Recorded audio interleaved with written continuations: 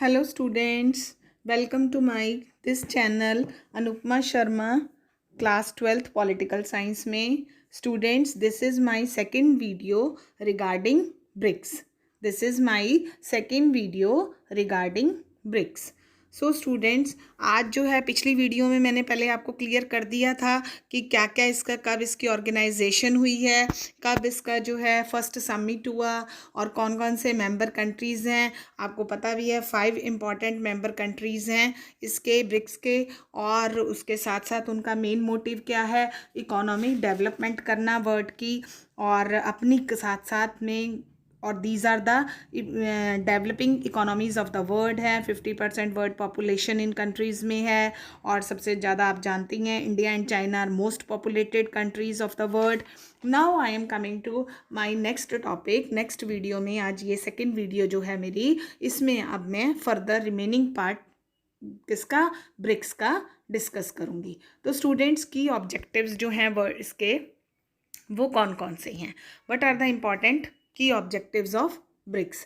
Important की objectives जो हैं ब्रिक्स के, उसमें सबसे पहला तो है टू इम्प्रूव ग्लोबल सिचुएशन। क्या करना, इम्प्रूव ग्लोबल सिचुएशन, वर्ल्ड की स्थिति को सुधारना, चाहे वो एनवायरमेंटल के है, इकोनॉमी के आधार पर है, गरीब देशों की मदद करना है किसी भी तरीके से।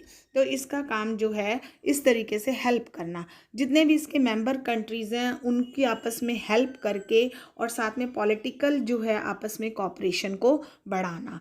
ये जो देश हैं to cooperate and distribute mutual economic benefits among its member, distribute कर रही हैं, आपस में बांट रही हैं किसको, म्यूचुअल इकोनॉमिक बेनिफिट्स को, आर्थिक रूप से जो भी फायदे हो रहे हैं अमंग इट्स मेंबर्स, अपने सदस्य देशों के बीच में उनको डिवाइड कर रहे हैं। और कब कर रहे हैं कि बिना उनके किसी भी घरेलू मैटर्स में नॉन इंटरफेरेंस के, उनके कोई भी पर्सनल मैटर्स में देशों के इंटरफेरेंस किए बिना, internal policies of each nation and mutual equality, आपसी सहयोग के आधार पर एक दूसरे की राय के साथ कोई भी प्रॉब्लम्स हैं उनको सॉल्व कर रही हैं।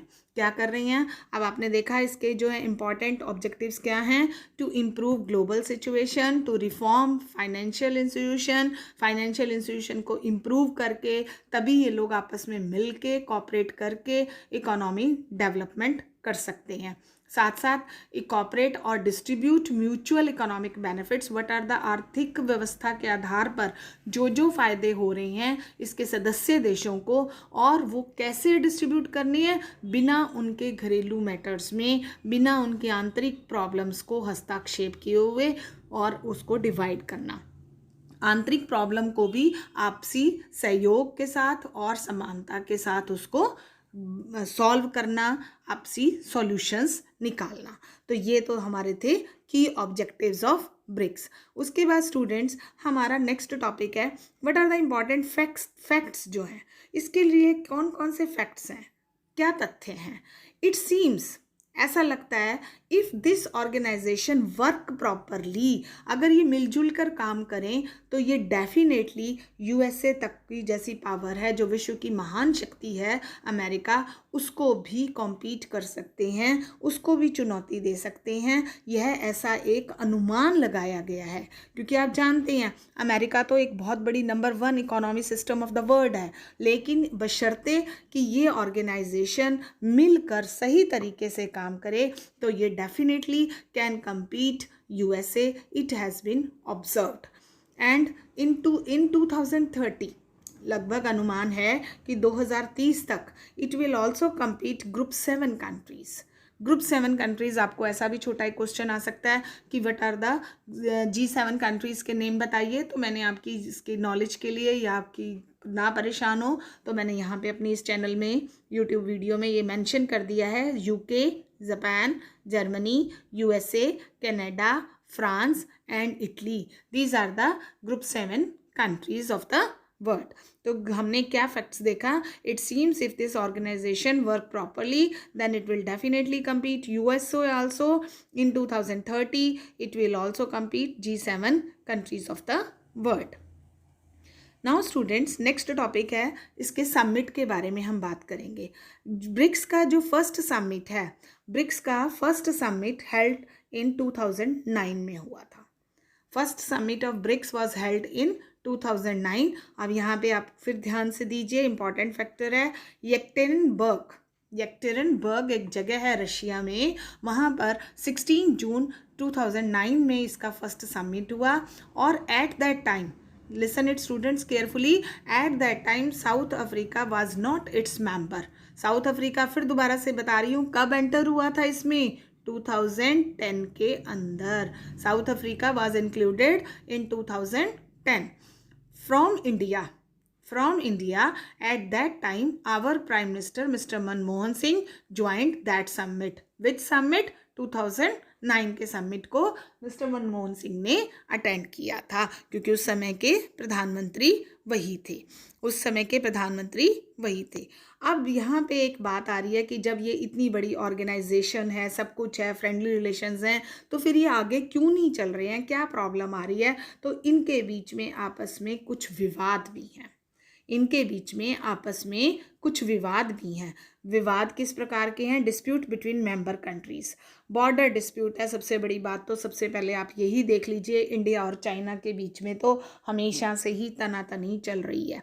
बॉर्डर का एरिया आप देख रहे हैं प्रेजेंट टाइम में भी कि किस तरीके से चीन हमारे जो है बॉर्डर्स पर, कभी असम की साइड से, अरुणाचल प्रदेश की साइड से, इधर लद्दाख की साइड से गलवान घाटी इंसिडेंट हुआ, ये सब कुछ चीन जो है ऐसे समय समय पर कर रहा है। दूसरी जो एक चीन की सबसे बड़ी महत्वाकांक्षा है, वन बॉर्डर वन रोड, ये भी एक बड़ी उसकी महत्वाकांक्षा है जो कि भारत पसंद नहीं कर रहा है, और चीन हमेशा से इसी चीज़ में रहा है कि कॉरिडोर अपना बनाने के लिए। एक और प्रॉब्लम आ रही है स्टूडेंट्स, डिस्प्यूट किस चीज़ का है? चीन और इंडिया के बीच में डिस्प्यूट रिगार्डिंग, इंडिया का चीन के साथ एक और डिस्प्यूट है। किस बात से है? कि इंडिया और चीन का जो डिस्प्यूट किस लिए है कि चीन हमेशा से पाकिस्तान के क्लोज बन रहा है, और पाकिस्तान आप जानते हैं कि हमारा सबसे बड़ा नज़दीकी पड़ोसी भी है, और ड्यू टू कश्मीर इशू हमारी उसके साथ कोई ना कोई प्रॉब्लम्स रहती ही हैं, और पाकिस्तान हमेशा अटैक करता रहता है। तो dispute regarding closeness of China किसके साथ? विद पाकिस्तान। नेक्स्ट है students, dispute regarding currency between China and Brazil.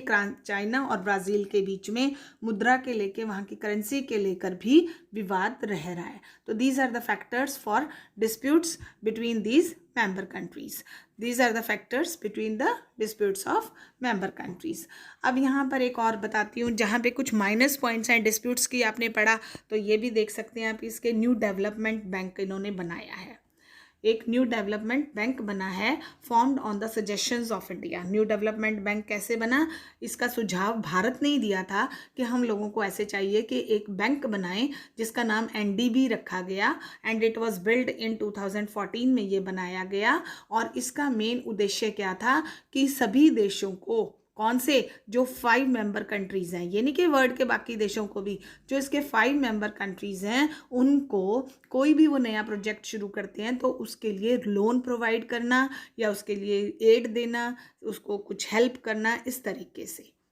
Main purpose of this bank is to provide loan for any projects. Next है, दिस बैंक ऑल्सो प्रोवाइड्स, ये जो bank है ये विभिन्न countries को, कौन कौन से जो मेंबर कंट्रीज़ हैं 5, उनको टेक्निकल हेल्प भी दे रहा है। आप जानते हैं टेक्नोलॉजी का ज़माना है, बिना टेक्नोलॉजी के तो कोई भी आजकल डेवलपमेंट नहीं कर पा रहा है, और टेक्निकली ही सब एडवांसमेंट हो रही है वर्ल्ड के अंदर। तो this bank also provides technical help to its member countries. Without technology, अब तो कहते ही हैं कि तकनीकी का युग शुरू हो चुका है, और इसका जो हेडक्वार्टर है, किसका? ब्रिक्स का headquarter, it is in Shanghai and which is situated in China. तो आई होप ये आपको सारा पॉइंट्स क्लियर हो ही गए होंगे कि क्या क्या चीज़ें हैं इसके अंदर। फिर रिमेनिंग पॉइंट्स को रिकैप्चुलेट कर रही हूँ। एक तो हमने मेरी वीडियो में मैंने न्यू डेवलपमेंट बैंक के बारे में बताया, कि ऑब्जेक्टिव्स बताए इसके, आपस में डिस्प्यूट्स क्यों हैं, साथ में ये भी बताया कि ऐसा लगता है कि अगर ये ऑर्गेनाइजेशन मिलजुल कर काम करे तो यूएसए को भी कम्पीट कर सकती है और G7 के कंट्रीज़ के साथ भी आगे जा सकती है। फर्स्ट समिट ब्रिक्स का कब हुआ था, 2009 में हुआ। और उसके बाद से ये भी है, फर्स्ट समिट रशिया में हुआ इसका, येक्टेनबर्ग में, सेकंड ब्राज़ील में हुआ, थर्ड चाइना में हुआ, फोर्थ इंडिया में हुआ, और सिक्स्थ जो है वो फिर से ब्राज़ील में हुआ। हेडक्वार्टर स्टूडेंट्स इसका शंघाई चाइना में ही है, जो कि कभी चेंज नहीं हो रहा है, बदलता नहीं है। लेकिन इसके समिट की जो प्लेसेस हैं अलग अलग ईयर्स में, फर्स्ट समिट सेकंड समिट, वो चेंज होती रहती हैं। ऐसी बात नहीं है कि वो चेंज नहीं होती है, वो चेंज होती रहती हैं। तो I hope that all the facts in my second video of BRICS had been clear to all of you, और आपको कोई प्रॉब्लम नहीं आएगी, और आप इसको लाइक भी करेंगे और सब्सक्राइब करेंगे। Thank you student.